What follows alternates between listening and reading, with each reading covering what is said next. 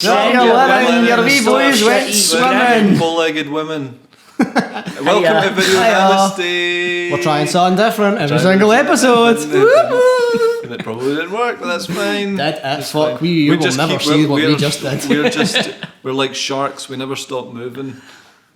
And if we do, we'll die. If we don't, we'll probably die, because everybody's got to die. Everyone's got an expiration date, shampoo, apples, everything goes.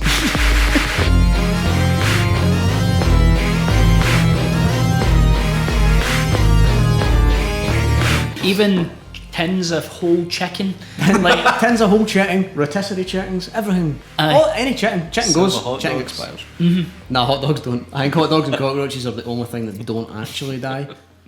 So even if you eat a cockroach, it lives on inside your belly. And you shit it back out, and it's still a cockroach. And the whole time it's in there, it's trying not to be shat out too. It's trying to find something to read when it's in there. Bored as fuck. Putting its feet up at the side of your sphincter like someone trying to be thrown out of a pub. Or a plane. Or their first day at school.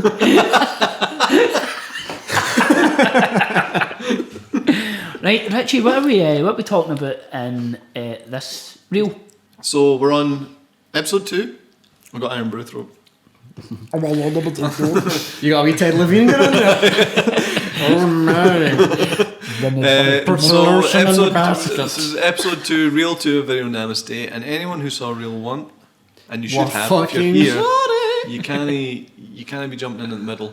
Anyone who saw reel 1 will know that we've been talking about skint films. Yes. So that's films about kids in very real peril, or kids horror films or action films, or films that are about kids and are kind of for kids and are not patronising in the way that kids films are.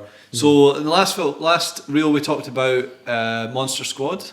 It was Finley's choice. It was we decided it was quite good. We decided it was very good. If I had 10 arms, I would have gave it 10 thumbs. I think I mentioned that last time about God of Mortal Kombat. Honours are thumbs up. So for this episode, we're going to go for Attack the Block. I said that a big reveal, but I said at the end of the last episode what we're doing, so it's not a big surprise to me. So if you never knew that, you weren't paying attention. Well, you turned off, right? You got to the bit where we're like, right, and then you went, right, that's obviously the end. They're rounding up. What could be more boring? Like folk that get their cut on at the end of a film. Right, I've probably got it all. How the fuck can people do that? Like, before the credits, like, it's I done that at Casino Royale. I went and seen Casino Royale, and like they were pumping, and me and Devlin just went, nah, fuck it, and left. I felt like there was like half an hour left. I thought that was the end. I was like, shagging, that must be it then.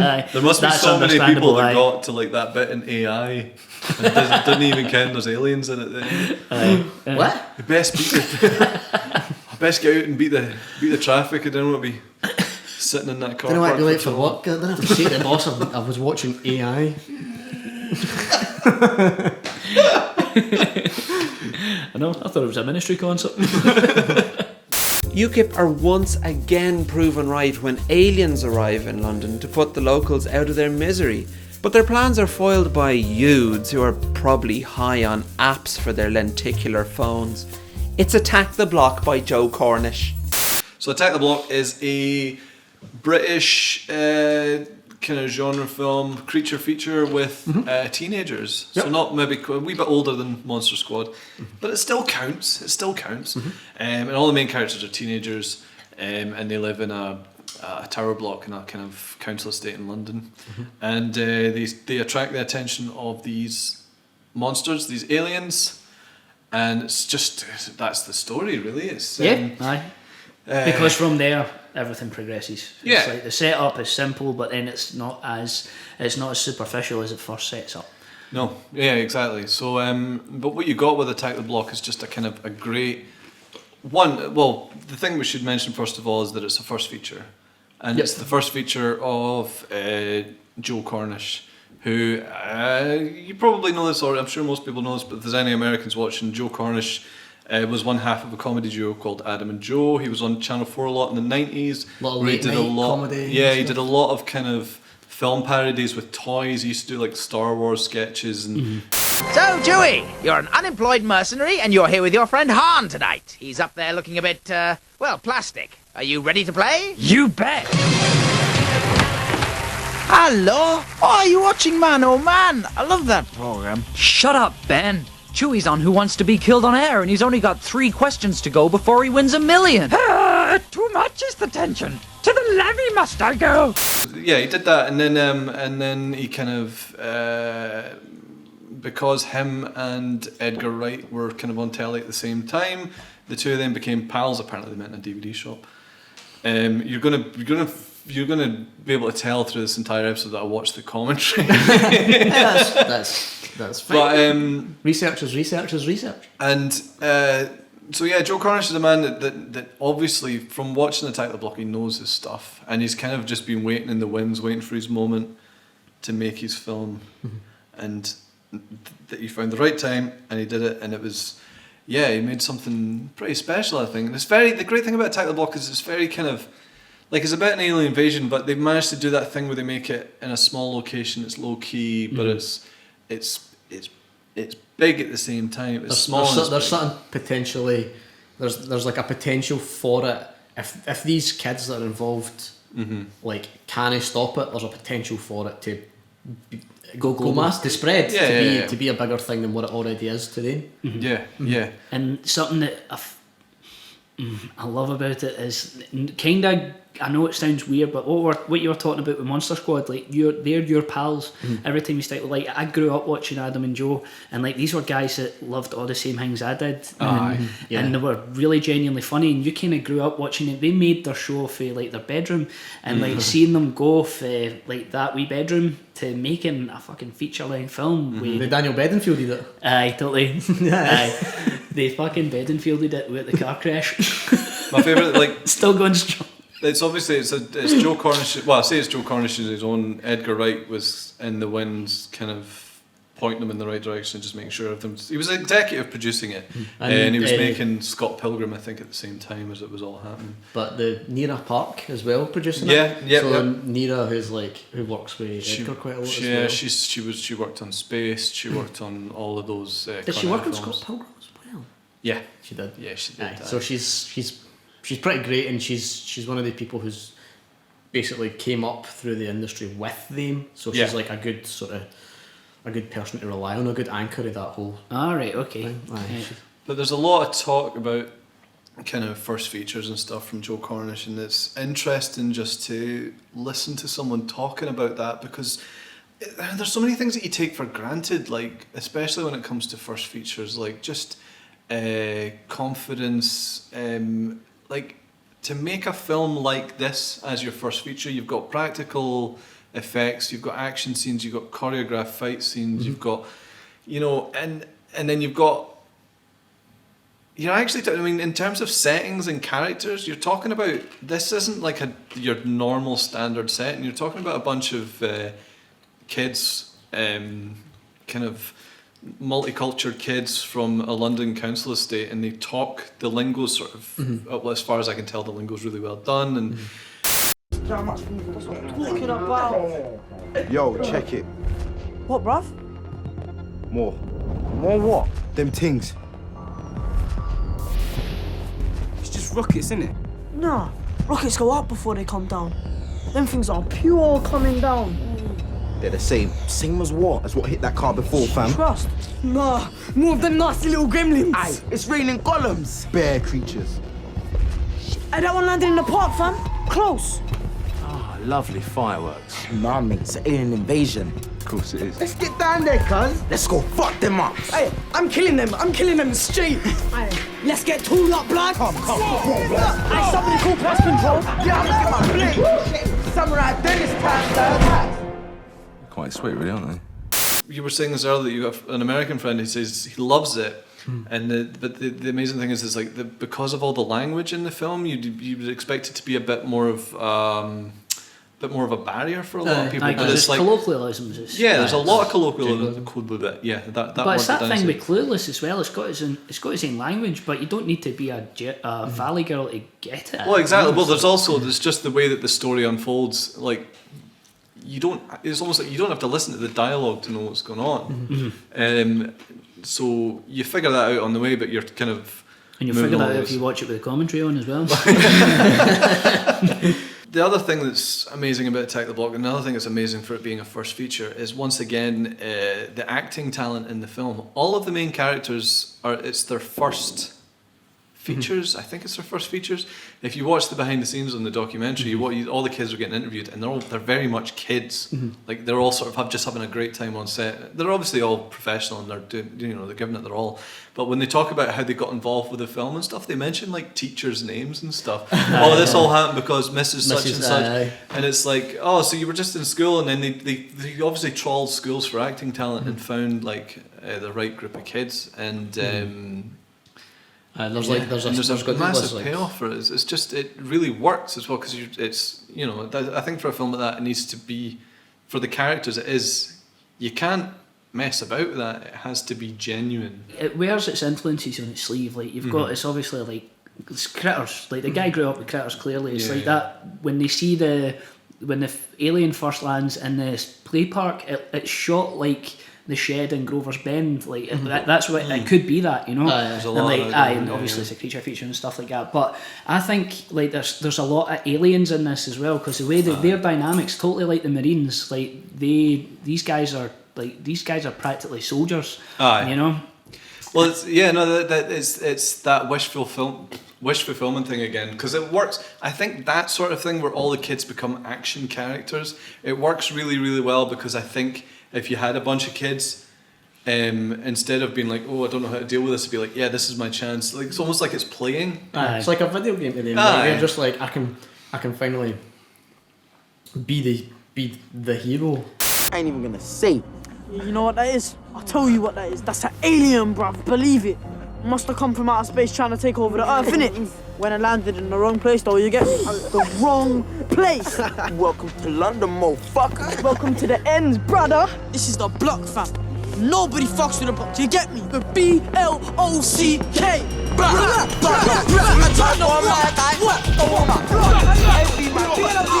Yeah, but the way that it's not patronising is it's like a necessity. It's like a burden to them. Yeah. They're like, the amount of fucking shit we get off the streets, let alone the sky, and and it's like everything they deal with. They're just Waynes having problems fucking flung at them, and like that. In that sense, it's totally no patronising at all because it understands that when you're a Wayne, sometimes things are just fucking shite all the time, and you don't know how to deal with being yourself, let alone huge problems like aliens falling for the sky. Well, like when the whole situation sort of first kicks off, for the arc is that like when they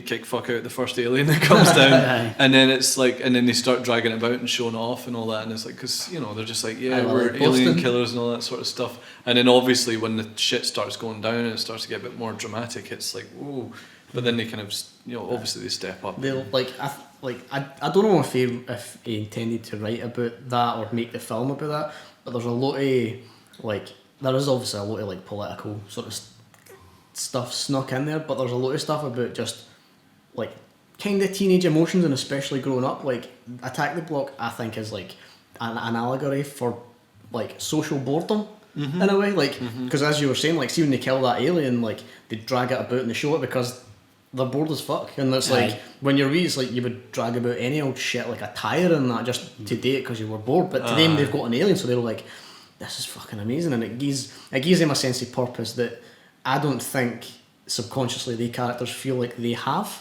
Yeah, like each one, like Moses, like he lives on his own and he says he's with his uncle, but his uncle comes and goes, and like you see his bedroom and he's like.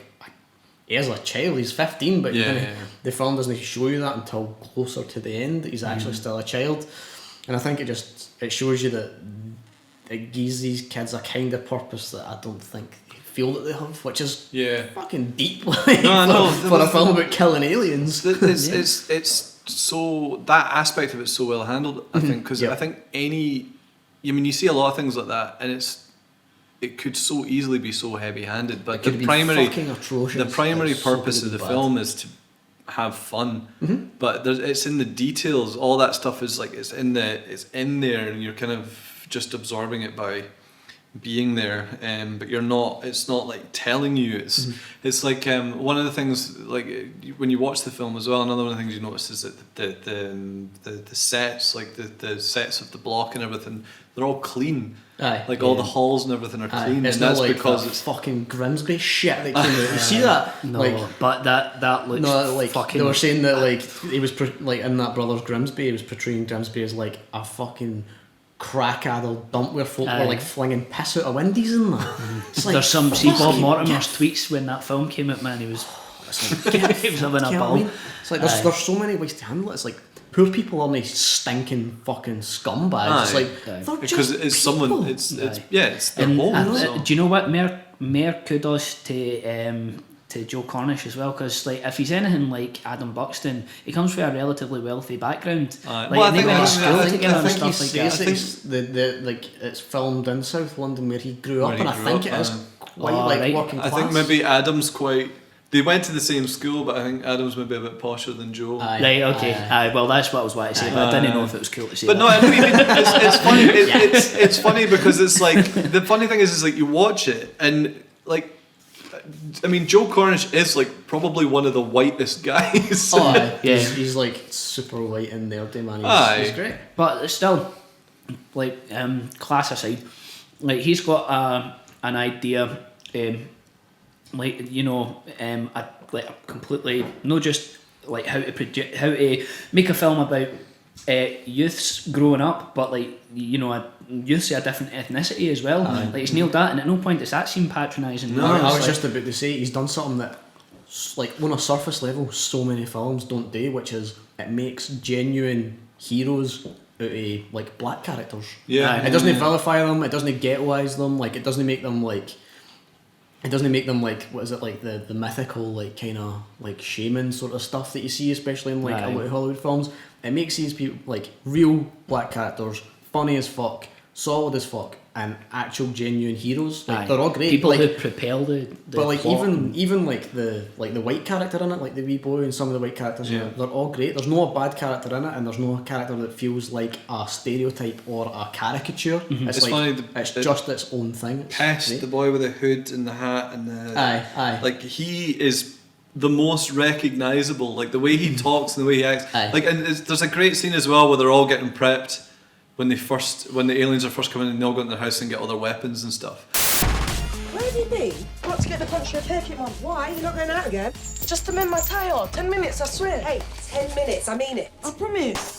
It's like it's total the kid dialogue with the it's great and it's so relatable. You know, it's not Americanized, it's a bit closer to home. It's really British, and I love that. Like it's like I'm a fucking white Scottish guy, but like I can still relate to it, even though it's like mostly black youths from South London. It's like because it's just got a certain thing about it. But there's no American influence in it whatsoever, and that adds to how much I can relate to it. One of the things he talks about in the commentary is like he talks a lot about specifically talks a lot about John Carpenter and how John Carpenter used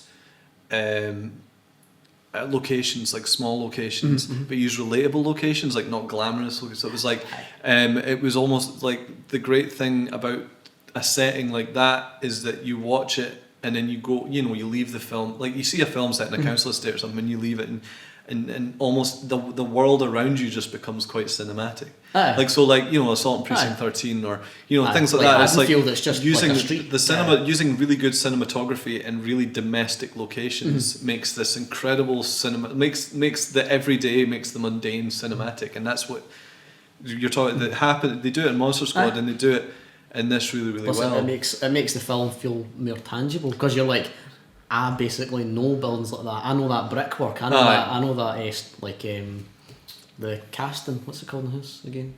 The rough casting. I know that rough casting. I know you're talking about the casting of the film. It's like, sorry.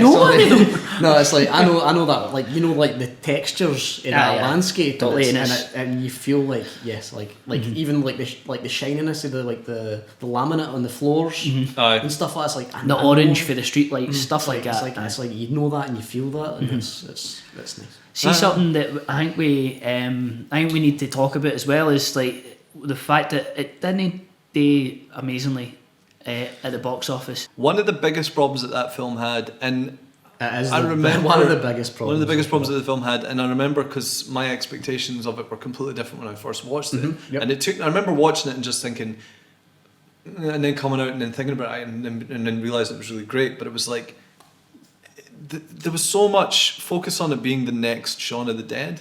Yeah.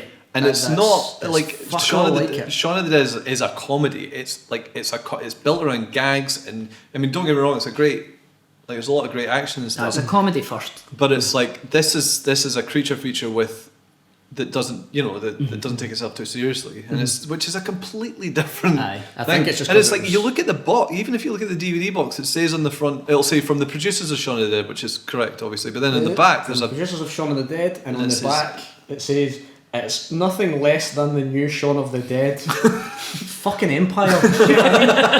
They got all the good shit and they're all gobies. Honestly, piss me off. Kim Newman's watching this, greeting into his fedora. I need this for later. Greeting into his big tier cloak. A wee bit of that, but I think that was one of its biggest setbacks, because saying something's the new Shaun of the Dead is fucking lazier than saying Pulp Fiction on acid. No Pulp Fiction on acid. It's lazier, but it's lazier, but it's like an easier way of saying a new British genre film. You know what I mean? Because that's what it is. You can see why folk would say it's Shaun of the Dead because it's horror and it's funny, but it's fuck all like it. Yeah. Fucking not. And I think that's so why you think that was a big problem. I think that's why marketing was a big issue. I think that's why it got a lot of like obviously 3-star ratings and stuff, because folk were going in expecting Shaun of the Dead, like that kind of hilarity, and they were getting something that was made about youths and like. See, I'm always just really conscious of the fact that like a lot of my favourite films that didn't really do that well, like are like they don't feature white male protagonists, like just that one white male protagonist, like almost invariably. I think there is a bit of that going on, because like as I was saying to you guys the other night, I've had this conversation more than several times with different people, and so many people say, I just find it really difficult to relate to characters where the first thing you see them doing is mugging a woman, and it's like, have you never seen a film where a character commits a crime? Like you're saying with From Dusk Till Dawn, like, you know, a horrendous crime, and one of them's a fucking rapist. It's like, film's brilliant, mate. Totally click with that. That's it. It's like it's people not willing to give you a chance, because yet again that's the start. That's the start of a character arc, and when a character arc finishes, rounded up, and you can decide then if you like it or not. Try to break into a film first off with a character committing a crime is. Because then it could fucking happen. Well, the interesting thing about it is that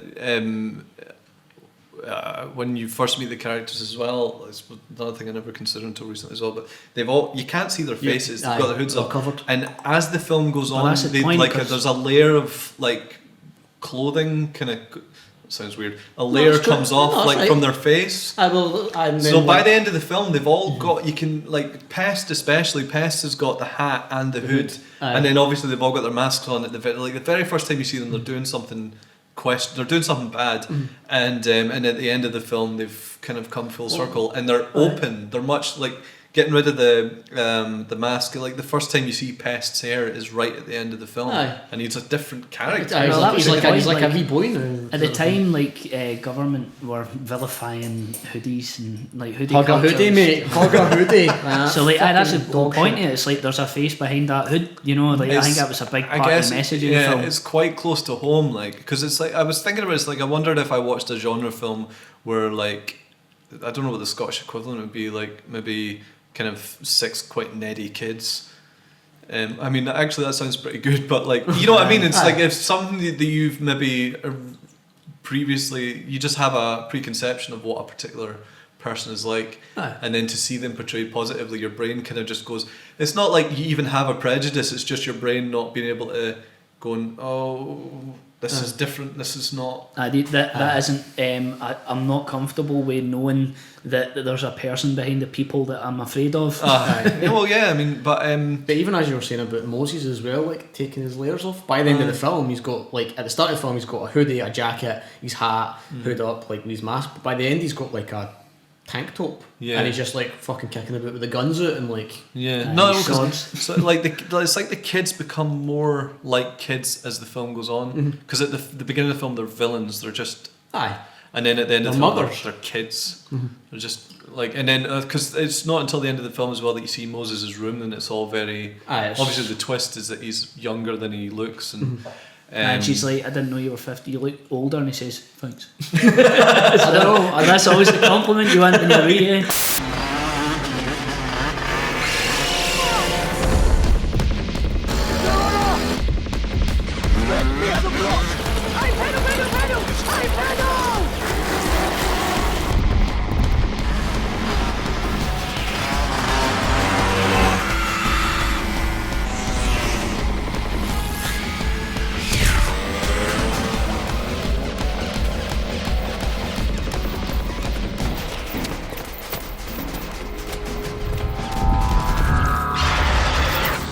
The creature design, like that. The thing that was amazing that I think a lot of people, when you look at the creature design, think it's animated, and it's partially down to how they do it. But they wanted. I know that when they shot the film and the way that they lit the film, they wanted it to be high contrast, though, because the whole film's set at night, and so the blacks in the film are blacker than black, and then the white. You know, there's just. Aye. The light, more the way that the light definition. works. But because of the black fur of the monsters, like one of the things is you kind of Joe Cornish listed a whole bunch of different influences. Listed a whole bunch of influences for the way that the monster moves and everything. And it's quite interesting. But the first thing he said was like when you have a black cat, if you look at a black cat, a black, like if you shine a light on a black cat, it looks brown. Or you've got the sheen and everything. But if you backlight a black cat, it becomes kind of 2D because all of the detail disappears. Aye. And so like that's really cool. Yeah, that's and like so a good. Yeah. So they use like they've just got a man in a kind of big furry suit, and they rotoscope out the detail. But it's not just the rotoscoping; they do like just the way that it's lit and stuff. Sometimes they overlight it so they can make the contrast higher, which gets rid of the detail in your blacks. And it's almost like silhouettes, like they're being chased by shadows. Yeah, no, it makes it, because of the way that it moves. It becomes more and more. And obviously they've got a guy that's, I can't remember the fella's name, but the fella that the way that he moves is absolutely, it brings the creature to life. Because that was one of the things they talked about. I'm sorry to bring this up, but one of the commentary, Edgar Wright tells a story about reading a book of Doctor Who monsters. I thought it was going to be Star Trek. I thought Get your bingo cards out, man. So he's reading this book of like a compendium of Doctor Who monsters, and obviously if you're a kid watching Doctor Who in the 80s, you had this book of the monsters. It's like the BBC never repeated. Do you have this book? I don't have it actually. But like if you've got so you're looking back at old monsters and you think, because that's the thing about old Doctor Who is like the creature designs are really, really good, but what lets it down? But what lets it down is the way that they move. Right. And yeah, it's someone never considered before, but yeah, I mean, it's like that's why so much time goes into the way that performers move. It can also kill something as well, like the way the wee lassie moves in the ring. It's like as soon as she starts her jittery pitch, I'm like, oh, this is just going to start a whole movement of nonsense. But then you see like Doug Jones as Pan in Pan's Labyrinth, and you're like, that's like a big graceful dude. He knows how to move fantasy characters because he's like Abe Sapien as well. Like.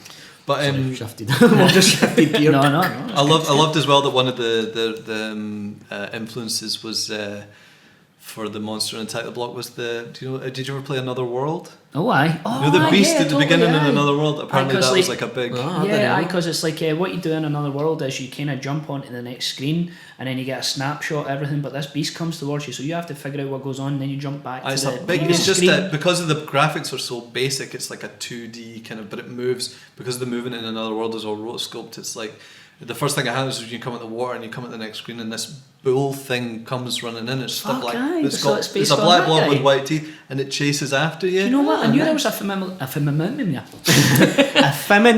Vera Farminga. There's a familiarity with the character design. That's what it is. Yeah. But it's plus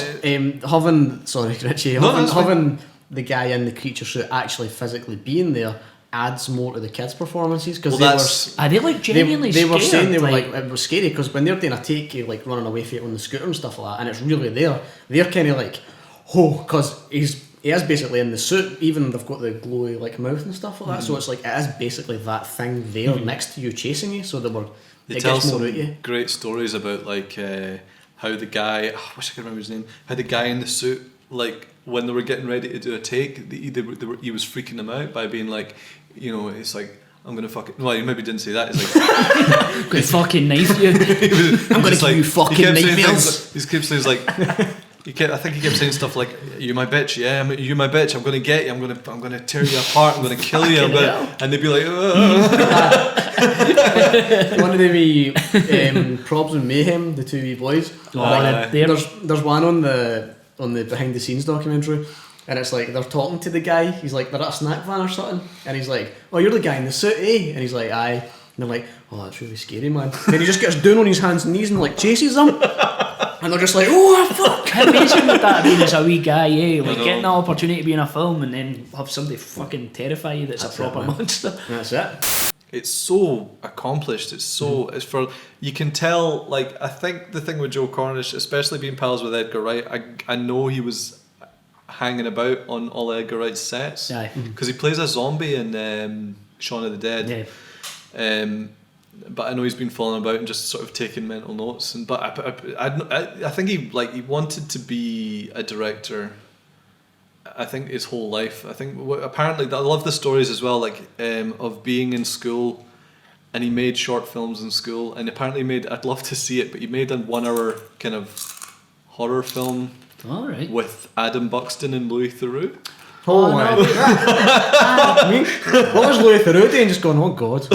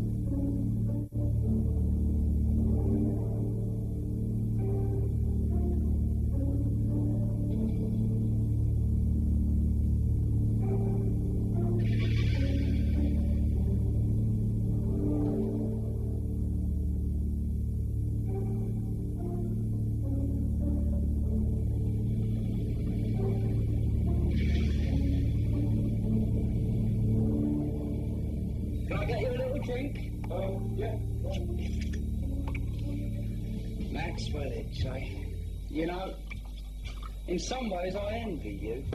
2 years in prison, time to get your head screwed on straight, as it were. Do you remember when you and I used to rob warehouses then, Max? Those were the days. You know what? There is more crime in legitimate business today than there is in robbery, and that's the truth. Now, from examining the files, we found that the prints did not correspond to any of our suspects. The only prints we did not in fact have were, guess who? Maxwell Hitch.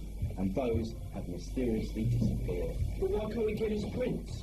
You can't just get his prints, Harvey. To get his prints you have to arrest him, and to arrest him he has to break the law. I think we can overlook the red tape in this one case. We're obviously dealing with a terminally psychopathic madman. It might be wiser just to grab him off the street. We could bash him around a little bit, and then let him in. That would solve all our problems. The common theme about the 3 films is that we're looking at is they're all under 90 minutes. Aye. Monster Squad's like 79. Aye, it's not tiny. It's punchy, and like I think that's an important thing as well for kids' films. Like Attack the Block's like, is Attack the Block like 8? It's like 88 minutes. It's under an hour and a half. Oh, the sweet spot. Oh, I need to that's a film. For me, that's a film that you can watch on a school night. Totally. That for me is like every now and then I'll come home, I'll have a full night. It'll be like I could probably do 3 films tonight, but they have to be sweet spot. That's the thing. It's like if I'm going to compact it, I need 80, just shy of 80 minutes long. Yeah, but exactly. That's why you could watch Borat, Bruno, and the Dictator, because they're all like 77 minutes each or something. One last thing I wanted to mention as well was like another attention to detail I love was the block itself. They lit the block to be like almost like it was a big spaceship. Right. The block is meant to be the Nostromo. Oh fuck me, aye. Because Nice. like they put those giant lights on the top that shine down, and obviously we've got that amazing shot as well where you look up and they're crawling up the side of it. Aye. It's very Nakatomi Plaza as well. Yeah, there's a lot of, and some of the shots, like see one of the things I fucking love is the use of the automatic lighting and the When he's walking through. They use that a lot, like, and it's like I think sometimes it's like maybe it's just for dramatic purposes, but then it might just be motion sensors too. It's like maybe it's just like because I know it's a lot believable. of It's flats that thing. have It's like it's a really nice way of bringing in something realist, something that happens, and making it a dramatic. Aye. And the way when they fill the fucking the room, the halls with the smoke and Aye, stuff. Oh man, it's beautiful. Yep. It's got. I'm a big fan of the film. But okay, is it better than Shaun of the Dead? Oh God. Like Shaun of the Dead is one of my favourites. Oh, mamma mia! It's alright. You know what? No, I think Attack the Block's better because it appeals more to my tastes. Although I like Shaun as much. I fucking love Shaun of the Dead. Yeah. I love Shaun of the Dead, thing. But It's like rinsed it out for me. I've like over the years and the Patalist Forbidden Planet fucking t-shirt and bollocks shite. I would rather watch Attack the Block. Shaun of the Dead's been fucking ruined for me. it's Yet kinda again like- by geeks. Geek culture.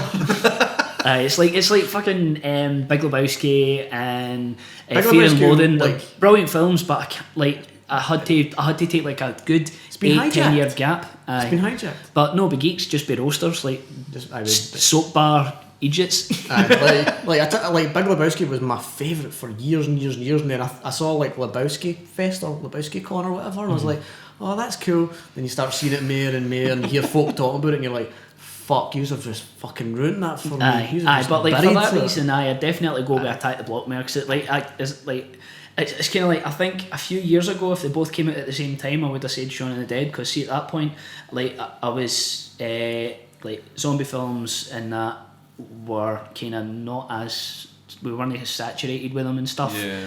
You know. But Shaun of the Dead is a technically more accomplished film. I just think the way that Shaun of the Dead is structured and the way that it's written, and it's just like it's so fast. The edit of Shaun of the Dead it all is what benefits really the story though, like because it's a bit funnier. Like you get away with all the quicker cuts, which could make it look a bit more accomplished. If Attack the Block has got they talk about Shaun of the Dead a little in Attack the Block, how they talk about how they establish locations. This is something that blew my mind as well because it's not. No, it was more that the idea of in the first act of a film showing having the kids walking about all the locations that you're going to see later, as an action set piece, but it gives you it helps you create a map in your head of how the landscape on where the kids are going and where it's all taking place, so that when it starts moving quickly, you're not like, where are we now? And they do that really well in Shaun of the Dead as well, like the trip to the shop and how they make a bit of a joke of it, but and then they repeat it and but I don't want to compare them because they're they're actually. I mean, given that we're talking about the problem of them being compared, they are quite different films. Shaun of the Dead has got that whole spaced Edgar Wright edge to it as well. It's just a shame he's never made anything good since. Nah, but I don't know. Scott Pilgrim's good. No, it's funny. Apparently, the editor for Scott Pilgrim edited. Well, Scott Pilgrim was two editors, but the editor for Attack the Block was also working on Scott Pilgrim. But apparently, the two films were edited next door to each other. So when Attack the Block was being edited, you could hear Scott Pilgrim being edited and vice versa. Nice. But obviously, the editor got to a certain point with Scott Pilgrim, and then jumped next door to Attack the Block. I love stories like that. I know. So anyway, so yes, you can tell we're all pretty big on Attack the Block, and I'd like to think that you've watched it by now. And if you haven't, and I know we've kind of spoiled it for you, but really it's a lot better than just us babbling on about it.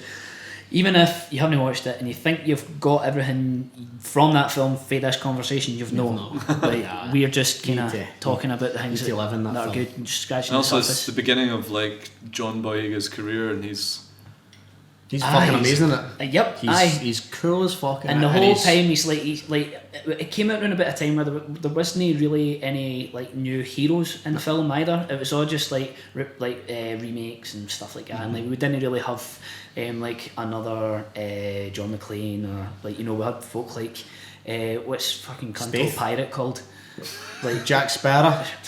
Like that's your hero. That's what you've got now. There's a great bit, actually. There's a great bit in the. It's not John Boyega, but two of the cast members are having a pretend lightsaber fight. In the behind the scenes documentary, and I'm like, if only he knew. But he's great, and it's like it's a good film. Just like, if you're interested in John Boyega for Star Wars, go back to it, because you'll be surprised if you've never heard it. It's great. And he plays it brilliantly as well. He's the anchor of the film. He's great. And he's a hero you could totally get behind as well. Like, see, heroes in films to me are people that you want to be your captain. Like, you would fight for him, kind of thing. You know, he needs to be like a good leader, and that's precisely what he is. The thing I love about John Boyega as well, like when you see him interviewed, he's just so excited to be there. Well, You've seen that red carpet interview with him in the Star Wars one, where he's like, where someone's interviewing him and he's like, oh wait a minute, my pals are just off screen here, and he jumps over, and then they all just start jumping up in the carpet like, he's Star Wars. He's like, he is. So no, they all start shouting brat. They all go brat, brat, brat. He's the new ambassador for the new ambassador for the Star Wars films, and he's like the perfect one, because he's every Star Wars fan wrapped in one. He's just like a big fucking excited mess to be a part of it, and he loves it, you know, and he's there and everything. He's enthusiastic as fuck. Man, kind of geek. He's like just driving the film's sort of like feeling and enthusiasm by being everywhere and just being excited as fuck. It's great. Totally. He's great. So it came to that time. Time for some feedback. No. Time for keyword roundup. This is my favourite. Keyword roundup. Keyword roundup, if you didn't see it in Reel 1, keyword roundup is where I've went to IMDb, looked at all the keywords related to the film, and picked out the 10 best keywords related to this film. Social decay, pheromones, hiding in a dumpster, London, England, entomologist, Die Hard scenario, friendship, Guy Fawkes night, marijuana joint, and the final one, reference to Simon Cowell. Right, I know why these are here, right? Because you're like, what was that film where there was a reference to Simon Cowell? So you type in reference to, fucking Attack the Block, of course. But also like the idea that people are like, you know what I want tonight? I want a film that references Simon Cowell. With Dracula driving a car. Got to look up more of them. I want a film about an entomologist. And a marijuana joint. Well, I've got a film for you. So that's keyword roundup for Attack the Block. So onwards to feedback. Video Namaste feedback. From Physical Twitter, aka The Parchment. This is from @JeannieWilliams. What did you think of Super 8? Did it capture the spirit of those 80s films well, or too much? Homage. Too much. Was it? Homage. I think too much homage for me is when it just tries to replicate. Like, Homage, that's the homage. point where you're just like, this is just homage.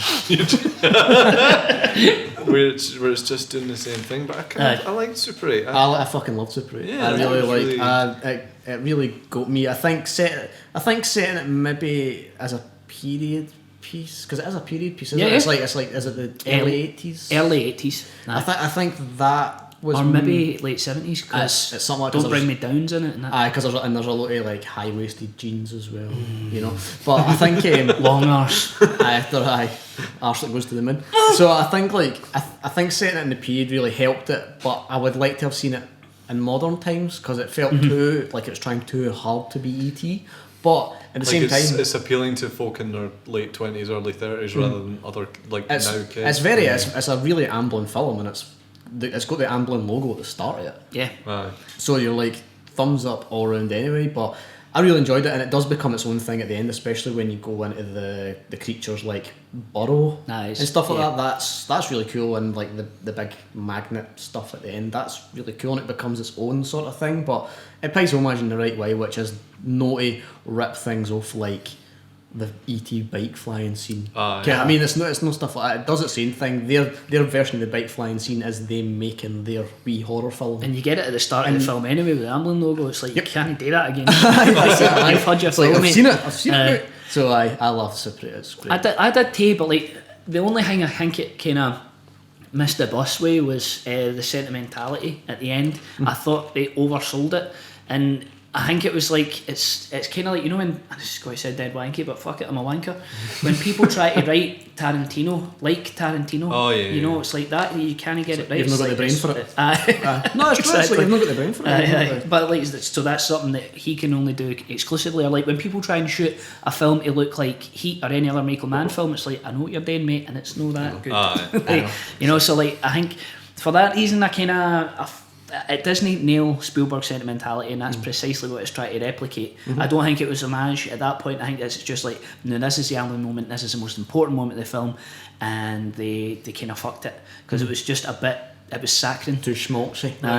But I think in all other aspects, I like that it was a period piece because it's kind of like it really is like pushing for the homage. And it's small town USA as well, and Exactly, you get to know that town. And there was something dead comforting about that too. It's like it looked gorgeous, and it was interesting seeing all that shot like through modern technology and stuff like that too. So it was cool. Fucking lens flare though. I wasn't. I wish you'd get it to fuck it there. I hate it. It's not. There's not a huge amount of it, is there? There's a fair whack. I remember there's one scene. Especially there's with a the shot. train. I was gonna say there's a shot of a shed, and there's like a big lens flare above it, and there doesn't seem to be. That's the worst thing about J.J. Abrams' lens flares. Sometimes there's no light source. It's like when you first, when you first get into Photoshop, you're like, I know what'll help you. Lens flare.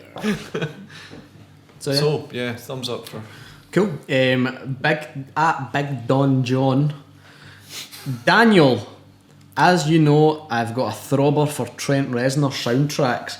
Who else do you guys think nails a score? No pun intended with nails there. Wow! Get the heck out of here, kid. Richie, it's fine.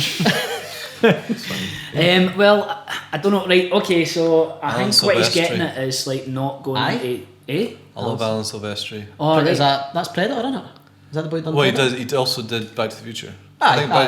Back to the Future for me, I feel sometimes I feel a bit stupid just saying like a film like that, but it's like fucking hell. The score to Back to the Future is the most rousing score. I remember Jurassic Park. I'm talking about rousing. I think that. But like I think Back to the Future does get the you tension and everything. It's like the funny thing about Back to the Future is like the scene where he's where the car's stalling and he needs to time the lightning strike and everything. I'm still like on the edge of my seat. It's like it doesn't matter how many times I've seen it, and it's the music, and it's just like, and when it gets going, it's a proper like it's great. And then it's the payoff. I'm going to have to be boring and say John Williams. Oh really? Aye. See, I was like, I could say like Fabio Frizzi, like I was thinking like Fabio Frizzi or John Carpenter or, but like Vangelis and all that. But I was thinking like, I really love Stuart Copeland scores. Oh, aye. The Boy for the Police, the drama for the police. Oh, yeah. His Rumblefish score is like my number one maybe favourite scores of all time. It's great. It's quite percussion based, a wee bit jazzy, a wee bit reggae, but no naff fucking police white man reggae. Yeah. It's like there's a pace and a constant rush to it, like how Rumblefish feels. And he done one for a film about a rollerblader called Airborne as well. And it like Airborne would have been a shitty directed video fucking like folly, but Stuart Copeland's like soundtrack elevates it to something. Sometimes the soundtrack, like, it's brilliant. It's man. like if you remember when they tried to change. I know it's not the score, but when they tried to change the soundtrack to Drive. And it was fucking. It was Zane Lowe's scarf. It was fucking outrageous. just... Aye, and like it changed the film entirely, Aye. but you can do that with scores as well. It's Wait, like, what's the BBC done this. The BBC done this. Radio 1, Zane Lowe's Radio 1 show says, let's get all these artists on board and we'll rescore Drive because everybody loves Drive. This was like 2 years or 3 years after Drive came out, and it's like Bastille, churches, this honours are born cunts just playing shitty synths at it. It's chronic. It was abysmal. Radio 1 rescores. Drive, October 30th, 10 p.m, BBC 3. Starring Ryan Gosling, directed by Nicholas Winding Refn. Soundtrack curated by me, Zane Lowe.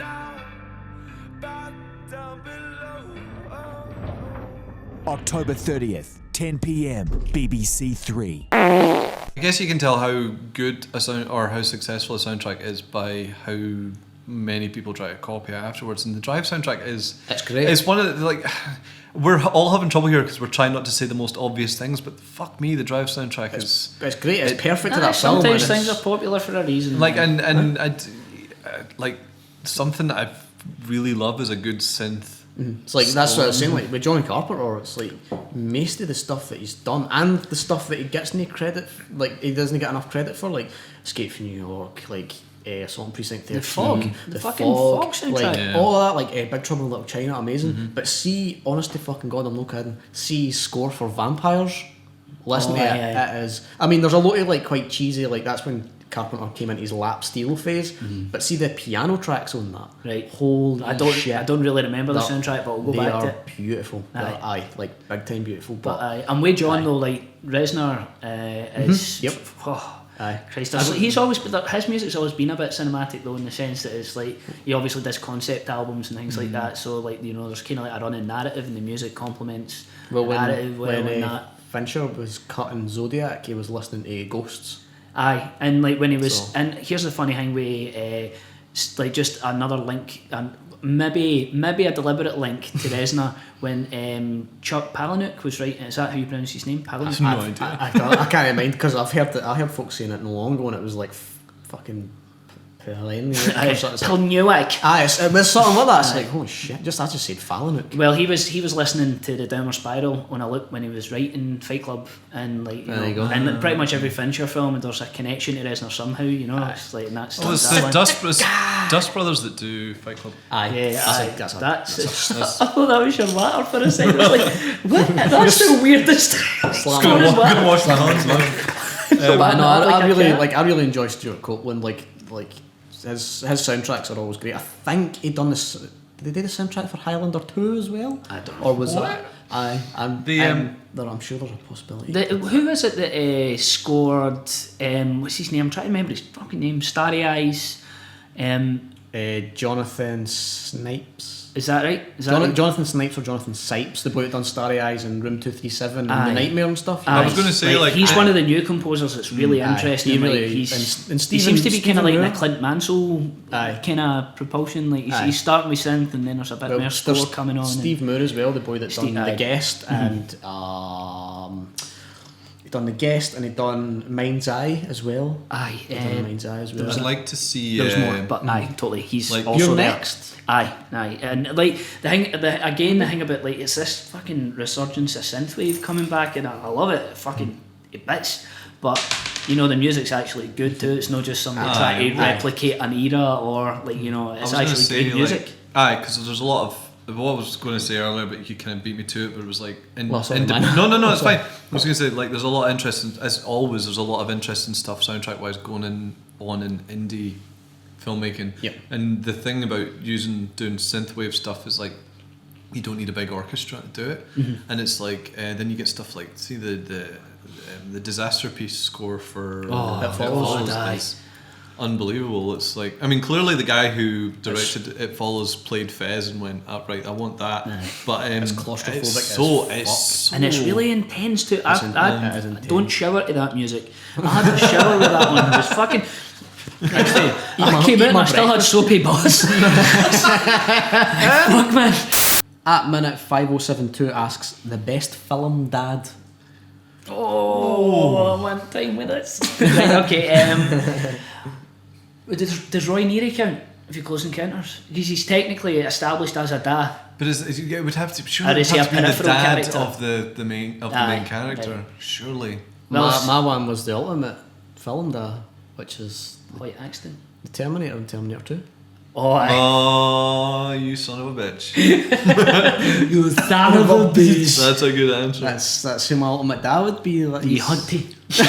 There's no fucking point. He's the best. Or Michael Biehn for Aliens too. He's like. Oh, that's good. Him and that's good. You know him and that's they're a nuclear family. Aye. Him, Newton, Ripley. I was saying earlier, like we watched a film called Suburban Gothic a couple of weeks ago, and like Ray Wise is the dad in it, and he's one of the funniest characters I've seen in a film. Like, He's not a dad, you want. Exactly. He's a pretty exactly. So go on for like Bob, like to this, it's fucking great, and he's hilarious, and he's got some incredible one-liners. But in terms of like always.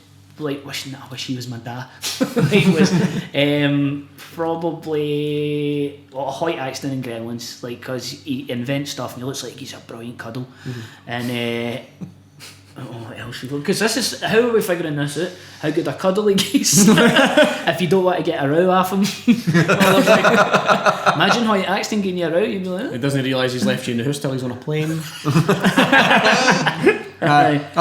I was thinking about like actual dads in film, and I really like Daniel Stern and Whippet as a dad because he's the man of the house. Obviously, the mum runs the house, but he's like also got to be there to back up the mum. But he wants Ellen Page's character to do what she wants as well, and he has a lot of conflicts. But by the end, he's completely proud of his daughter because his next door neighbour comes home with his son who's been playing American football, and Daniel Stern's nailing the post into the grass that says Ellen Page's number, and he's like a proud dad, and he's had his own wee lesson to learn. Just shows you dads didn't know everything.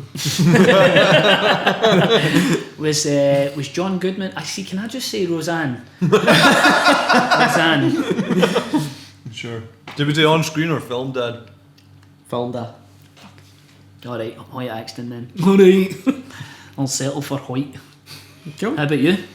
For some reason I always like Jonathan Kent. Who's Jonathan Kent again? Superman's dad. Oh, aye. Not Russell Crowe. Not Kevin Costner. Maybe Kevin Costner, I don't know. Kevin Costner of fortune. You're going to... Oh, indeed. You're important. He says as he runs fast as fucking flies towards him. You're important. Or Stanley Tucci in Easy A. He's brilliant. Oh, aye. He's really good in that. He's funny as fuck. I would love to just... That's a man I'd like to cuddle. I'd like to cuddle Stanley Tucci and maybe kiss his head. Going back to Monster Squad, like the moment you're talking about, like where they're watching the driving film on the roof, and he comes up and he's like he sits down with him and he pulls a hamburger out of the bag. And they sit and watch the film together. It's just a lovely. And he's also like a real person. He's angry as fuck with his wife for whatever reason as well. It's like, what's going on there? It's like a wee minute bonding session, and it just exactly. It doesn't go overboard either. It reminds me of being a kid, and my stepdad used to drag me out of bed in the middle of the night to watch if there was a good film on the telly. Like he did. That's how you first watched The Thing, eh? No. And the Blues Brothers and all that sort of stuff before he became jaded and only watched crime drama. I hope he's watching. He won't be. It's moments like that. I guess it's always nice. That's why it's like when parents die in films, that's the worst for me. When parents die, but that's the shit that gets me. Like see when Uncle Ben dies in Spider-Man. That is a hard one because he's a lovely old man. Aye. So we happy with the questions they give us? Aye. Thanks. These are getting better. You're just marking down ticks. Better. That one was an A+. Cheers for the feedback. Thank you guys. We appreciate everything and any of your enthusiasm. It's really encouraging. Thanks. it just leaves to say goodbye and join us next time for the third installment in Skint Knee Films, and we're going to look at Joe Dante's. It's important to remember this bit. We're looking at Joe Dante's The Hole. We're looking at Joe Dante's Hole. Joe Dante's Yeah, Hole. sure, I'll come in. You can look at my hole. Fuck it. We've glued a penny to the grun and he can't pick it up. So we're getting a right good stare. And the trousers and his arse ripped as well. We're like, it's perfect. Split him. Bye. Bye.